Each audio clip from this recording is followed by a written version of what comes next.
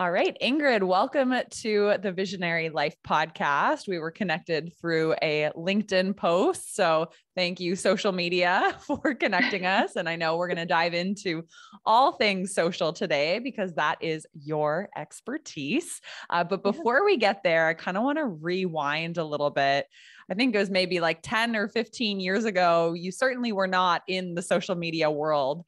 I think I heard on another show you were working at a museum, you were single momming, you were trying to, figure out like what to do as your next step. So can you kind of take us back to that time just to set some context of kind of where this whole journey began for you? Yeah, for sure. And thank you for having me on the show. I'm super excited to be here and to chat with you. Awesome. But yeah, I started my career as a journalist. Sorry about that. That's okay. Yeah, so I started my career as a journalist, went to journalism school and worked in newspaper and radio for about 5 years, and then moved back home to rural Nova Scotia, where there were very few jobs in journalism.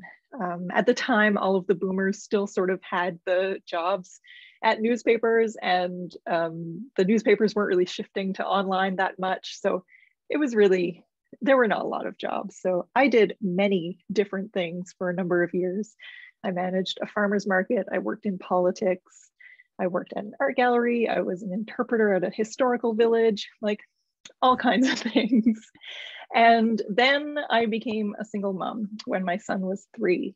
So I really had to hustle and get a job that could support me and him to keep my house. I live in what was my grandparents' house. I bought it from them. And so, yeah, I wanted to keep the house and keep a roof over our heads. So I got a job as the assistant director of a museum. It paid peanuts. It paid me $26,000 a year. So I was officially a single mom living under the poverty line. And I also worked 2 other jobs at the same time. So I was working 3 jobs. I called the cops and the fire stations in the mornings to write little news briefs for the newspaper. Then I worked my day at the museum, and then I wrote knitting patterns and sold those online because I'm a knitter and a spinner as well. So that's what I did for a couple of years. And all the time I was trying to get a job back in my field of writing. I did some sort of freelance writing at the time, but I was always looking for a job in communications or PR or journalism or something.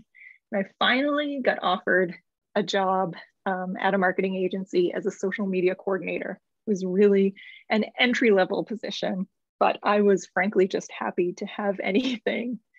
So I started that job, started working with different clients, and really fell in love with writing for social media, and worked my way up to manager of social pretty quickly, and was managing a team in Halifax and Toronto. And then about 3.5 years after I started there, I left to work for Manulife Bank and to start their social media channels, and started taking on some clients on the side as well. Nestle Canada was one of our big clients at the agency. And so when I left, they followed me, which was really kind of amazing. So when it came time that I had too many clients on the side, I decided to leave Manulife Bank. I was about 6 months into that job. And so I told Manulife Bank that I was leaving to start my own business. And they said, well, if you're starting your own business, could we be your client instead of you working here full time? And I was like, yeah, sure. So started my business in October of 2019 full time with 2 national clients, which was incredible, and a few other like local clients. And now my business is really growing. Like I have 1 full-time employee and 3 part-time employees, and we have so many clients I can't even count them. And it's just amazing. That is so incredible. And I love how, number one, it seems like you have always been very resourceful. Like you always figure out a way to make it work. And I think that's a very admirable character trait that a lot of entrepreneurs possess. So I definitely see that in you. And I'm curious too, like you didn't have any social media experience per se, but the marketing agency took a chance on you. Like, how did you prove yourself that you were going to be good at this role when you really didn't have any formal education or training? Because I'm sure there's a lot of people who would love to apply for jobs outside of where they currently are, but they're like, I haven't gone to school for it. I don't have a lot of experience. How did you get that entry-level social job? Yeah, so I wish I had known that marketing was a job when I was in high school. I have to say, I had no idea. I knew that I wanted to write, and I thought that the only job as a writer was in journalism. Yeah. Had no idea that you could that there were people who wrote ads and stuff like that, because when I went to high school, there was no social media, but there was still advertising. So there were people who wrote those ads, and I could do that, but had no clue. So that's why I didn't study marketing. If I'd known about it, I totally would have. But throughout the many jobs that I had, that I mentioned, managing a farmer's market, doing the knitting patterns and stuff, working at the museum, I was responsible for social media that was like one of my tasks. So with the farmer's market, I posted on social media a lot for them. And then, with my knitting patterns, I sold the knitting patterns on Etsy and on Ravelry. And so I had social media channels for my knitting business, I guess. Yeah. It was called Darn It All. I love that. And I also sold my hand knits, so hats and mitts and scarves and things like that, on Etsy and at different markets and things like that. So I had some experience with social, but not any like working with big brands or anything. So I guess they saw the fact that I was a former journalist, had strong writing skills, had a little bit of experience with social, and there was a test. So I guess I must have passed the test. And it's funny when I ask the people who hired me there, I'm still friends with them. And when I ask them why they even hired me, because sometimes I just have no idea how it happened. Ashley, who hired me, said she just really liked me. And she asked her boss, she was like, I really want to hire her. So I guess I was just likable. I don't know.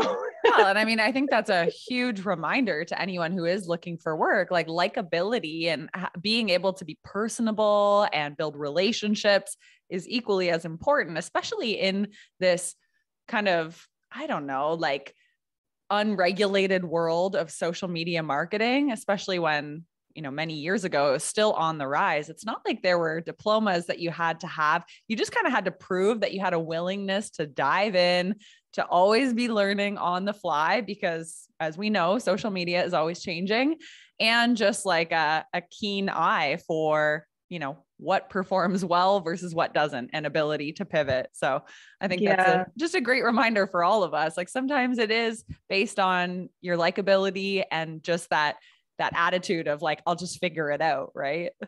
Yeah, for sure. And, the other person, so, Ashley had hired me, the person that she reported to, one of the questions that he always asked in job interviews, and I did some hiring with him, which taught me a lot, was asking people, when have you struggled? And that's not a question that, I had ever asked people before during job interviews, or really had ever been asked. But when he asked me, when have you struggled? Well, holy crow, I was a single mom under the poverty line working 3 jobs. I can tell some stories about struggling. Yeah, let's talk. Yeah. And I think he really liked to see someone who had overcome something. And he hired people based on that. And he was amazing at hiring. And I've taken that when I'm hiring people, I'm looking for people who have struggled too. I don't want someone who's just been given everything and has had an easy life. I want someone who can show that they can overcome things and that they can deal with adversity, because it shows resilience and resourcefulness, and all that stuff. So absolutely, that must have resonated with him. Yeah. And so when you started that job, and obviously you did quite well at it because you said you worked your way up to more of a managerial position, I'm curious, what is it about social media that you were really enjoying? Like, what lit you up about showing up to work each day in that field? Yeah, it's so funny that you asked that because on my first day, I remember, and what I was doing on my first day was I worked with Nestle from day one, and we were going through the inboxes for the different brands. And there's loads of them. There's all the Gerber baby stuff. There's all the different chocolates, Kit Kat, Aero, Smarties, Coffee Crisp. There's the Delicio pizzas. There's the Lean Cuisine. They have there's Haagen-Dazs and Drumstick. It's a huge number of brands. And most of them all have their own social media accounts. Yeah. So we were going through the inboxes for all the different accounts and answering all the comments and messages. And as we started going through and Ashley was showing me how to do it, I remember looking at her on day one and saying, I love this. I don't know what it is. So that was just community management, which is like a tiny, tiny piece of social media. Social media is so many different things. But that's how I started. And I found it the most satisfying thing in the world. You see a question, you have an answer, you answer it, and then you complete it. And it's gone. It's like crossing things off a to-do list all day long. You get that hit of dopamine over and over again. And it was just the most fun thing in the world to me, which probably sounds a little crazy to a lot of people because I can see not everyone would love it, but I just loved it. And, once I got my feet wet doing that, I started writing content as well, which was super satisfying because you write a post and then you see it published like on Facebook or on Instagram or something. Mm-hmm. And that's really rewarding. It's sort of like when I worked in newspaper and I would see, I'd open up the newspaper the next day and I'd see my name there. My name's not on the social media posts, but I know that I created it. Yeah. So there's a lot about it that I like. I find it just the most satisfying industry. And I think it's so important to kind of have the self-awareness of like when things are bringing you joy, follow that curiosity. And we all have things that kind of make us feel more alive. So it's starting to pay attention if you're somebody listening who's like, oh, I'm not happy in my current career. It's like, well, what does bring you joy? Maybe it's in your personal life when you're, Instagramming what you're making for dinner. Perhaps there's like a little nugget in there that you need to apply into your next career search, maybe social media, right? So I think that's super valuable. And so I read somewhere that you once said, I never want to run my own business.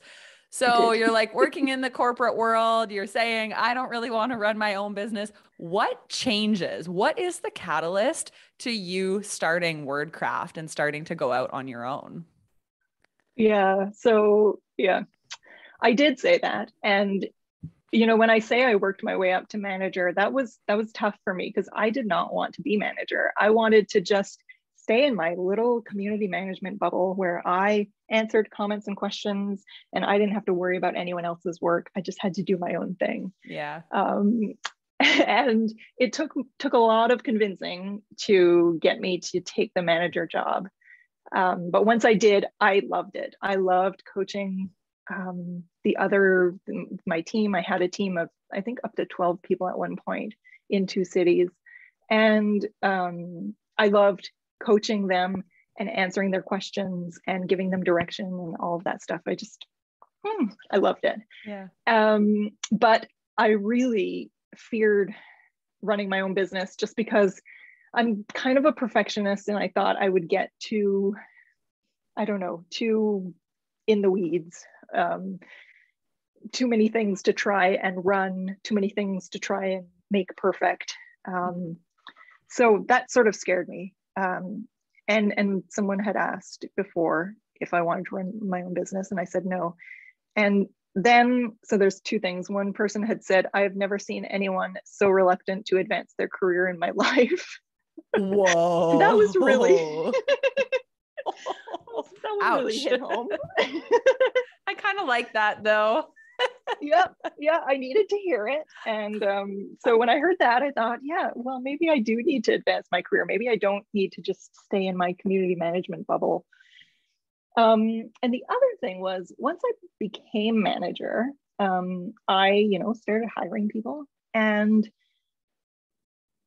I would write their contracts, and then one of my superiors would sign off on the salary. I didn't really determine salaries, but I just determined tasks and things like that. Mm-hmm. And I saw some of the contracts with the salaries, and one person who was reporting to me, maybe several people, they were making $15,000 a year more than me, and I was their manager. What? Yeah, I know. And I was used to being poor. So the fact that I was above the poverty line just made me happy. I thought, oh, now that I'm above the poverty line, I don't need to struggle as much. This is great. But then I started seeing that, people below me were making more money than me. So I thought, well, maybe I should be making more money. And this is like very naive, Ingrid. But so I talked to my boss and I said, I saw that these people are making $15,000 more a year than me. Shouldn't I be making the same or more than them because I'm their boss? And he just said, that's not going to happen. And so I was just like, okay, apparently it's not going to happen. So that sort of lit a fire in me. Yeah. It was still probably another year before I left, or before I started my business. But I was thinking, yeah, I don't need to be treated this way anymore. I was the most billable person at that agency. I made my entire salary for the company. So like if you start on January 1st and you count all the hours that I was working and all of the money that I was making for the agency, I made my entire salary by like, I think the second week of February. And the rest of the year, they were just making money off of me. Yeah. It's a little bit of a light bulb moment for you, eh? It is. Yeah. Or like at least it planted the seed, even though it took you time to start like thinking about, okay, what would my business look like? But obviously there was a couple hints of like, maybe I do need to go out on my own. So you didn't just quit abruptly. Were you in that year, were you kind of writing a business plan? Were you starting to work with, like you said, clients on the side? Like how did that transition happen? Yeah, I did start to work with clients on the side. And I guess I thought that at some point I would be ready to start my own business. And I think a lot of people who want to become entrepreneurs think, yes, there is one day that I will be ready to do this. And you're never ready. No one's ever ready. You know that. Never. There's no day you wake up and you're like, yeah, feeling good today. I'm going to give it all up and try this thing on my own. Exactly. Yeah. And I was kind of waiting for that. So I would meet with different women that I knew were entrepreneurs. And I would just be like, can you have coffee with me? And they'd say yes. And then I'd have coffee with them and I just like, maybe their entrepreneurial spirit will rub off on me. Maybe I can absorb it just while we're having coffee. Mm-hmm. And I guess eventually it just, I wasn't ready, but my boyfriend was super supportive and he was just like, yeah, you should do this. So I just started my business. I had no idea what I was doing. I mean, I knew how to do social media. I knew my craft very well. Yeah. But running a business, it's been a learning process, let me tell you. So what were some of the first things you did when you started your business? Like, is there anything like, did you put your packages together, get the website up? Like, what were some of those first pieces that you had to figure out? Yeah,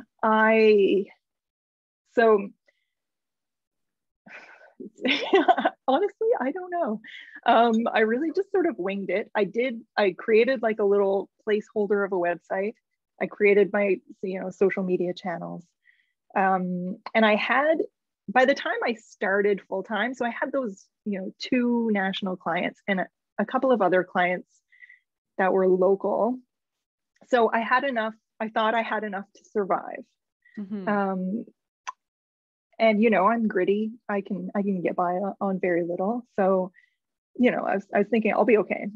But I didn't anticipate the word of mouth just spread as quickly as it did.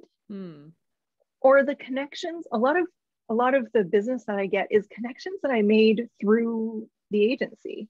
So other people who left the agency and then started working with different clients. And then they were like, oh, I really need someone to help me with a social strategy or some content creation or some community management. And they would call me. And so that's how I started working with Kraft Heinz, was just someone that I used to work with was working with them and she called me. And so I started working with them too. And other clients like that, you know, have just sort of happened that way. So it grew pretty fast and I didn't have to put a whole lot of effort into getting new clients. Just because I had really good connections. You can't underestimate a good network. Absolutely. Really key. And so you are a solopreneur at this point, doing it by yourself. Word starts to spread quickly as a service provider. Like, there are only so many hours in the day. At what point do you realize I can no longer do this alone? Yeah. So I felt in the early days, I always use this captain analogy. So in the early days, clients would come to me and they'd be like, you know a lot about social media. Can you do this? I'd be like, yes, I can do that. And then, you know a lot about social media. Can you do this other thing about social media? Because again, social media is so many different things. And so there were all these little bits and pieces of things, different things around social media that I was doing for all of these clients. And I felt like I was jumping from one ship to the other ship. Different client, like all of my clients had ships and I had like a rubber dinghy and I was just jumping on their ship and filling in for a little bit and jumping on another ship. And I had this dream of becoming the captain of my ship, where my clients would come on board my ship and I would help them and then they would leave. And, you know, so I didn't have to be jumping from ship to ship. So I got a coach and she really helped. She helped me with the captain mindset and I guess sort of figuring out exactly what the services were that I was going to offer, streamlining it a bit more so that it was easily reproduced. Yeah. You know, like nothing is cookie cutter for me because all of my clients are so different. We're creating different content for everyone. But, you know, there are systems that you can put in place to try and streamline things. But it did get to a point last February where I was like a chicken with no head running around. Yeah. Working with way too many clients, way too many projects. And at that very moment, my friend Courtney showed up and said, I really want to leave my job. When can you hire me? And I had hired her when I worked at the agency. So I had already worked with her and she already knew about all of my processes and how I worked and everything. Yeah. So I said, March 1st. Yeah. And so she said, okay, I'm going to give my 2 weeks notice and I will start working with you March 1st. So I was like, great. Because again, I thought that there would be a point where I would just be like, yes, I am ready to hire someone.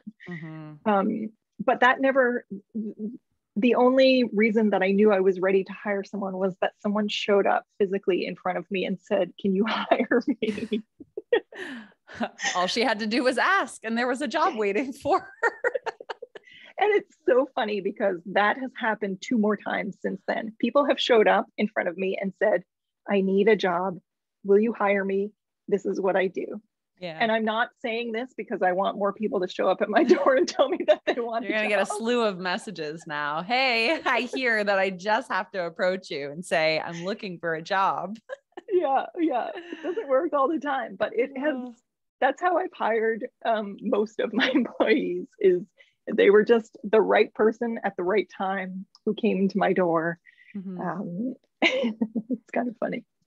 Well, I want to get into some social media specifics because, you know, oftentimes on the podcast, we talk about the entrepreneurial journey, but I know so many of our listeners, they're starting their business and they want to know the secrets of how to do well on social media. And their biggest challenges are like, I don't know what to post, or every time I post, it's crickets, or, you know, do I need a strategy or a plan, or can I just post on the fly when I'm feeling inspired? So I think it'll be really fun to actually get into a conversation around some of your specialties, what you and your team do. So first off, my question is social media a vital part of every business's marketing strategy? Or if we don't like it, can we just get away with not having it? I mean, I think people can get away with not having it. If you know, especially if you're, and most people are on social media, but you know, not everyone is. And if your ideal customer is not always on social media, that's fine. However, I think the key is figuring out which platform, if your ideal customer is on social media, and chances are they are, but figure out which platform they're on. And you do that through market research, you know, talking to some of your customers and figuring out what their habits are. But figure out which social media platform is on and put your resources into that social media platform instead of trying to post everywhere. Like you don't have to. Small business owners tire themselves out by thinking they have to post every single day and they have to be on every single platform. That is totally false. You can pick one platform, and you know, Facebook is an older demographic. Maybe Instagram is, you know, like a millennial platform. TikTok is more Gen Z and lower, some millennial as well. And, you know, LinkedIn if you're B2B, Twitter if you're a celebrity or in government or politics or, you know, something like that. Yeah. That's briefly. There are exceptions to all the rules. But yeah, figure out where your ideal customer is, put your eggs in that basket and post consistently. You don't have to post every single day. Post consistently. If that means once a week, if that's all you can handle, fine. If you can handle twice a week, even better. If you can handle 3 times a week, great. But you don't have to post every single day. You just have to do it consistently, figure out what you can do.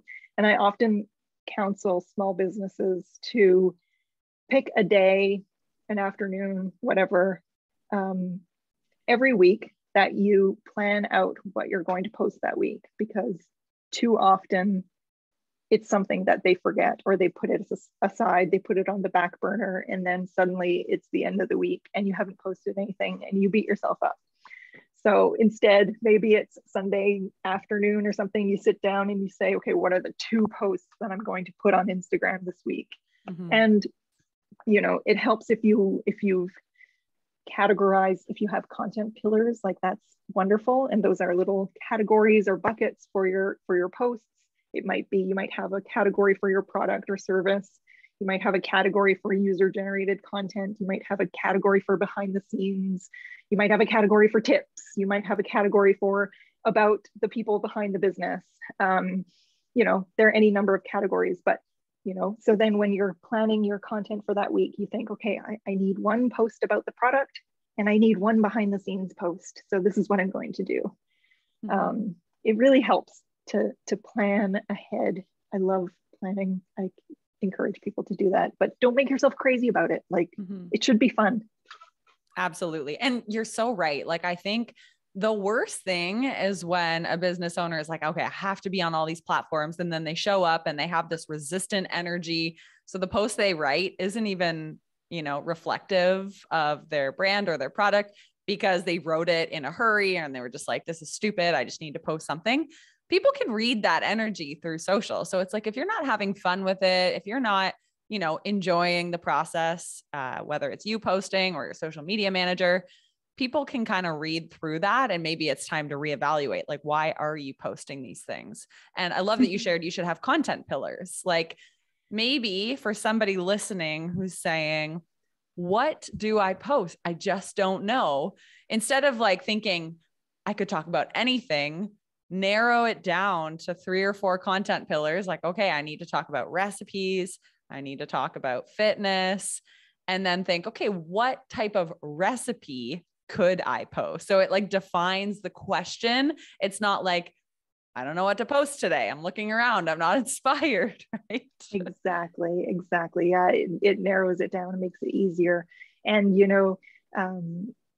content that is particularly like, often people will say, well, I post it and it's crickets, like you mentioned earlier. Yes. And that's where you get to like, how do you post something that's engaging? So again, thinking about your ideal customer. So you've thought about which platform they're on, but now you have to think about what will they find relevant. So and again, through market research, you can ask some questions to your favorite customers and find out, what is it that you want me to talk about? When we're talking, what do you find super fascinating about my business?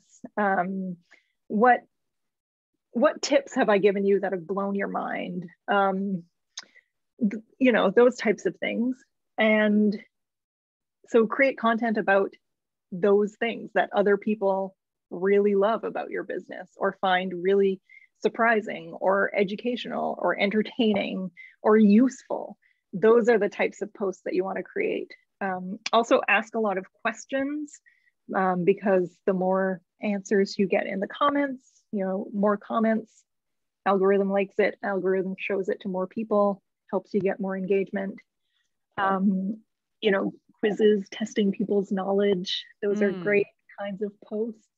You can use polls, like all of the different engagement tools that Instagram has on stories, like the polls and the quizzes, the little slidey thing, they exist for a reason because Instagram wants you to use them.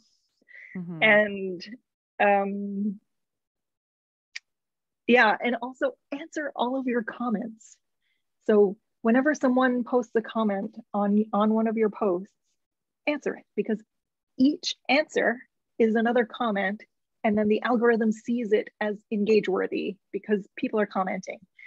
So when you answer, not only does it help you in the algorithm, but it also makes people feel special. Like if I comment on one of your posts and you answer, that makes me feel good because you've answered me, you've acknowledged me. So it all helps, continue the conversation.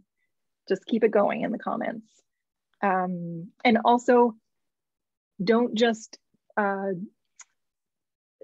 focus on reactive engagement, which is when people are commenting on your posts and you're replying, but also comment on other people's posts. So do the proactive engagement as well. Yes. Send people a message, comment on their posts, and not self-promotional stuff, just trying to, social media is social. So try to generate conversations with people. I love that. Such good tips. And I am curious because social media is always evolving. It's always changing consumer attention. And I know that for every business, every product or service, it's different in terms of which platform you should be on. But is there a certain platform right now that you're seeing as a particularly good opportunity, or that with your clients, you're having great success with at this moment? So in March, 2022?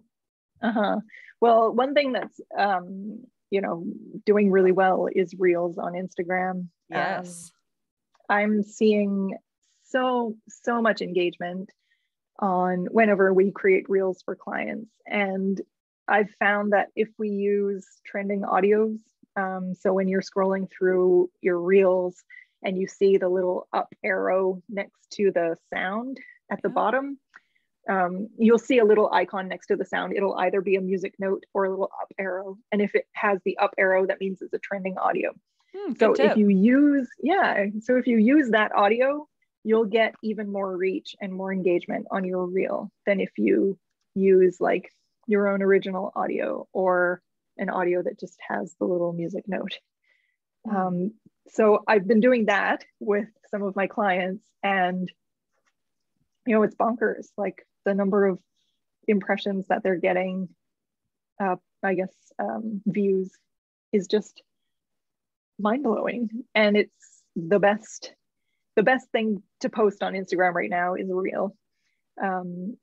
TikTok is great too, because their algorithm is super smart, and will bring the right people. It's amazing. I know a lot of small business owners sort of fear TikTok and video in general, because Me. it can be a little it can be a little intimidating. But you just have to try it. You just have to try it. It's hard the first time, especially figuring out editing and figuring out how to use all of the different tools. But the more you use it, the better you get at it. And really, you don't have to put a ton of effort in. Like, I did a reel this week for a client. It's pet food topper. So it's a little sprinkle thing that you put on top of pet foods and has a nutritional boost. And so it was just a slow motion of sprinkling the pet food topper onto the cat food with a trending audio. Yes. And within 30 minutes, it had more than 4,000 views and almost 100 likes. And that's it. It took me like 30 seconds to create. It was so easy. Yeah, I love that. I think we put up such a wall when there's something new that we have to jump in on, like Instagram Reels or TikTok, and we think, oh my God, this is going to take me all day.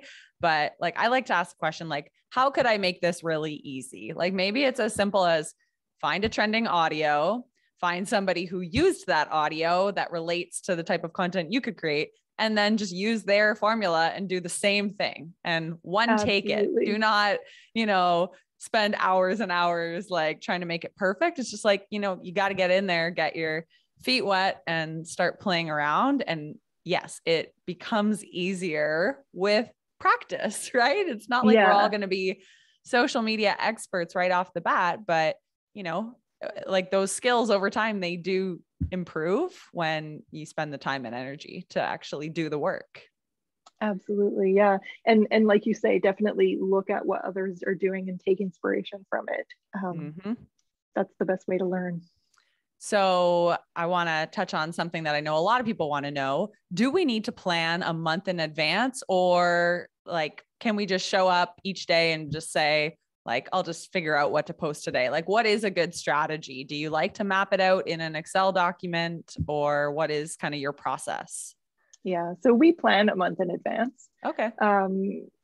But I don't expect all small businesses to do that. It takes time. I mean, I've got it down to a science, and I can plan out a bunch of different content calendars for a month, in a day. What is that science? Like, do you have a list of ideas and you just plug them in, or any tips there? So my tip is that I look at the calendar and look at what, if there are events that are happening in, so you're looking at April, because right now I'm planning for April, of course. And so I look at there's Easter, there's Earth Day, there's, National Pet Day. And so I plug those in. And if there are any events, you plug those in too. And then you look at what else you have. So you have, like, if you want to post twice a week, then you have a bunch of weeks where there's only one post right now. So what are you going to do on those other, for the other post for that week? Yeah.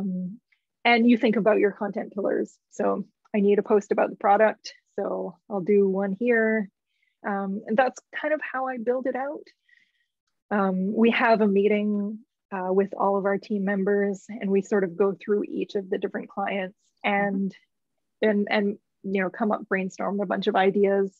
We also often will have calls with our clients and find out if there's anything in particular that they want us to highlight.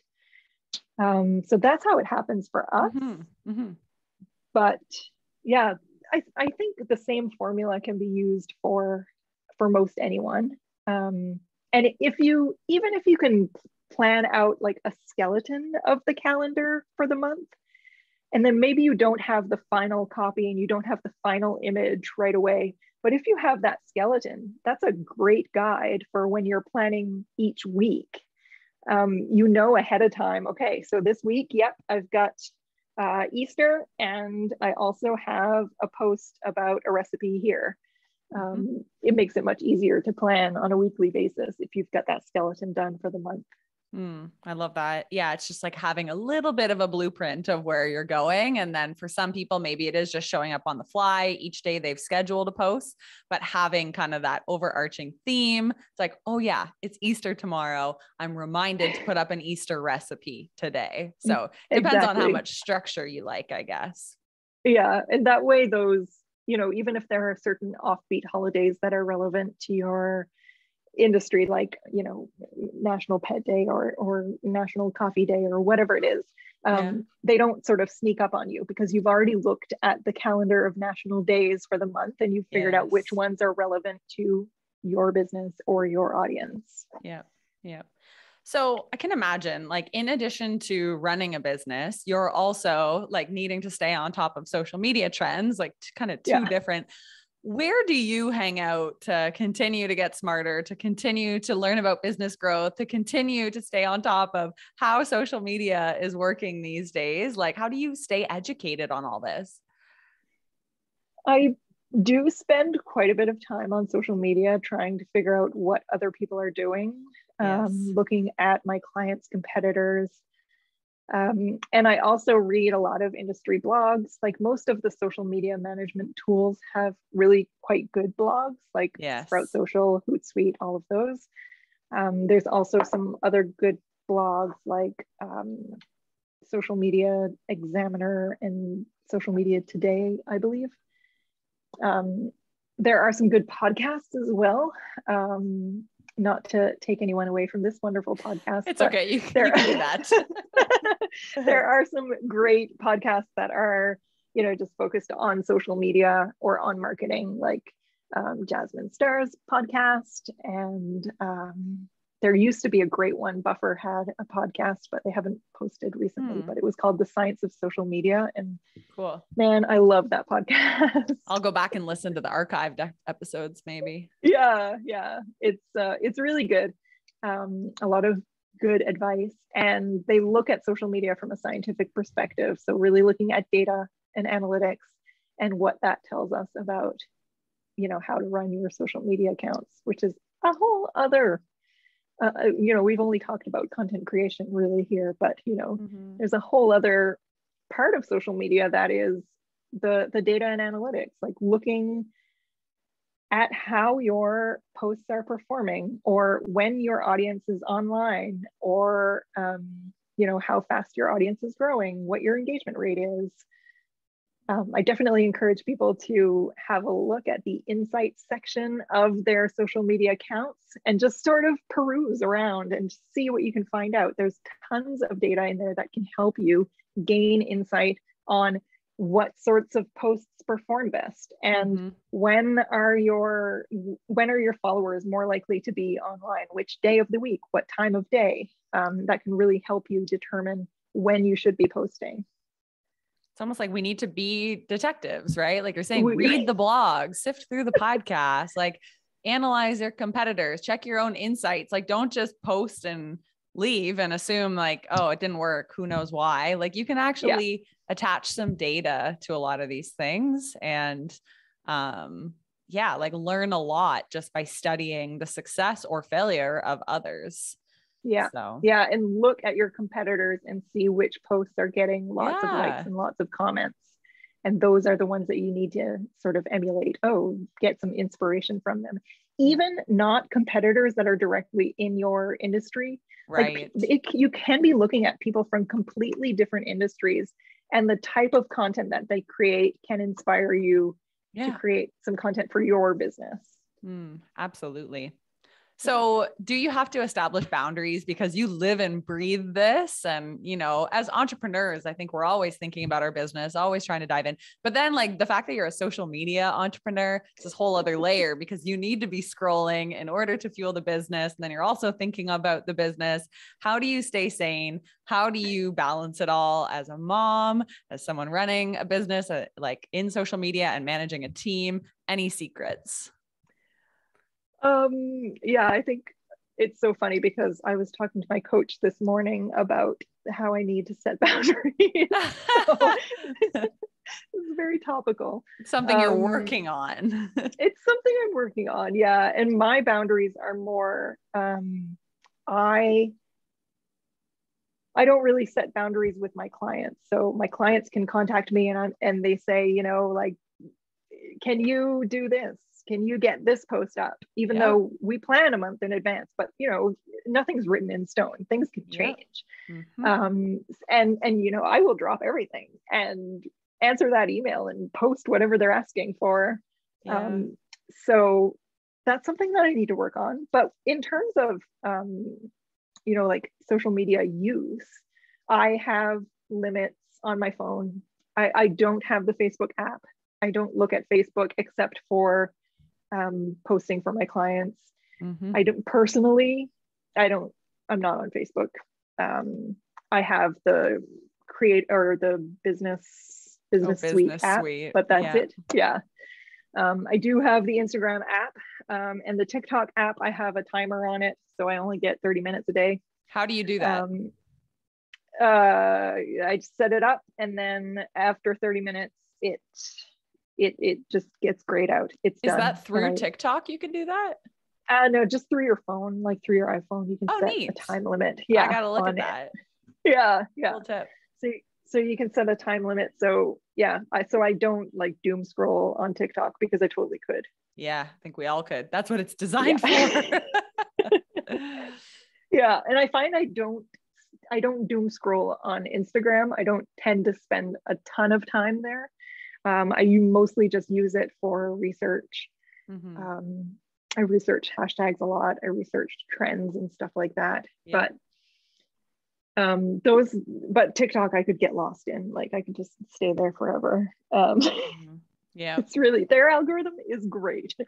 People keep talking about, you know, how it is like the greatest opportunity right now. They've figured something out that Instagram and Facebook haven't. And I actually heard on, I think the Social Media Examiner podcast that TikTok surpassed Google in amount of searches and watch time or something.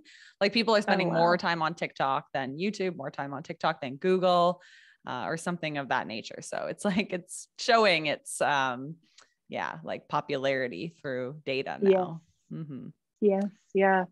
So that's sort of how I manage those things. But I'm very guilty of working evenings and weekends and all of that stuff. And, you know, I need to work pretty much, does that come with the territory as a social media manager that you're not going to be working a traditional like block of hours midday because it is a 24/7 job, right? Yeah, I find it hard to stay away. And even when I was working for the agency, I worked every weekend. I did a check of the different brands just to see if, you know, especially with Nestle, I was always looking for things called alerts, which are, you know, someone's choked on something or someone's had an allergic reaction to something, or they found a foreign object in their chocolate bar or whatever. Those types of things need to be escalated really fast. So I don't have many clients that have those types of issues now, but you know, most people who are working in social media with big brands, there are those types of alert or threat situations where you have to be on top of it. Like, somebody's got to. Yeah, because very quickly, especially on Twitter, things can snowball. If it's a dissatisfied customer and they're posting something and they're tagging you in all of their posts, if you're not on it, the next person will see it and they'll say, yeah, I had a terrible experience with this brand too. And then it just grows and grows and grows as more people are commenting on it. And I've seen this happen so many times. So I live in fear of that, and definitely check beware before you enter this industry or profession. Like it will be your life. But it's a great life, isn't it? I love it. I do love it. And I love the satisfaction of solving people's problems. The community management part. You know, when someone has a customer complaint or something, being able to resolve that is very rewarding. So great. Well, this has been more than enjoyable, so insightful, so many tips just on your entrepreneurial journey in social media. So, really grateful that you decided to take some time out of your day to share with us. Now, if somebody wants to learn more from you, potentially learn about the work that you do at WordCraft, where should they go to find you and to find out more about what you do? For sure. I post on Instagram more than any other platform usually. So I'm WordCraft Inc. On Instagram, also on TikTok and Facebook. And on LinkedIn, you can find me, Ingrid Deon. And I have a website. It's just word-craft.ca. So that's where you can find me. And, I share a lot of tips and just insights into life as someone who's running a social media marketing agency. I share a lot of behind the scenes stuff on Instagram. So it's a fun place. Yeah, we'll definitely link all of that in the show notes so that everyone can come connect with you. And we wish you all of the best in your future and in establishing social boundaries. I think it's something we're all working on. But thank you so much, Ingrid, for being on the show. Thank you. It's been lovely.